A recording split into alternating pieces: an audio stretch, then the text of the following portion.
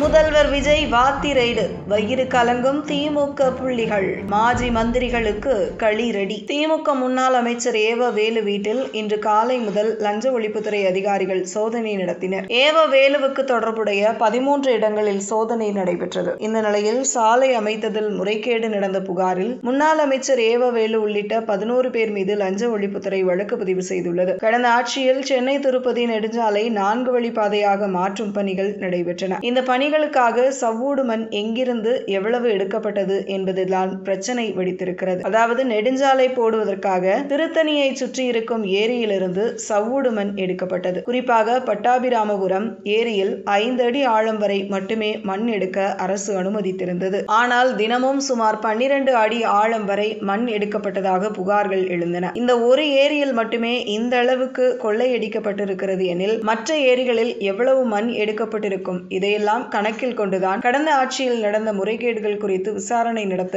முதல்வர் விஜய் உத்தரவிட்டிருக்கிறார். கடந்த ஆட்சியில் நடந்த ஊழல்கள், லஞ்சம், முறைகேடுகள் காரணமாக அதிருப்தியடைந்த மக்கள் நம்மை தேர்ந்தெடுத்திருக்கிறார்கள். எனவே அவர்களுக்கு உண்மையாக இருக்க வேண்டும் எனில் பல முறைகேடுகளை அம்பலப்படுத்த வேண்டும் என்று கூறியிருக்கிறார். இந்த பின்னணியில்தான் லஞ்ச ஒழிப்புத்துறை இயக்குநராக அருண் IPS நியமிக்கப்பட்டு முறைகேடுகளை தோண்டி எடுக்க அவருக்கு அசைன்மெண்ட் கொடுக்கப்பட்டிருக்கிறது என்று அரசியல் விமர்சகர்கள் கூறுகின்றனர். இதைத் தொடர்ந்துதான் இன்று முன்னாள் அமைச்சர் ஏவ வேலுவுக்கு சொந்தமான இடங்களில் லஞ்ச ஒழிப்புத்துறை அதிகாரிகள் அதிரடி ரெய்டு மேற்கொண்டிருக்கின்றனர். அதேபோல இந்த ரெய்டு இத்துடன் நிற்காது என்றும் இந்து சமய அறநிலையத்துறை, மின்சாரத்துறை, வனத்துறை என்று பல்வேறு துறையின் முன்னாள் அமைச்சர்களை நோக்கி நீளும் என்றும் சொல்லப்படுகிறது. ரெய்டு விஷயத்தில் விஜய் உறுதியாக இருப்பதாகவும் அரசியல் விமர்சகர்கள் கூறுகின்றனர்.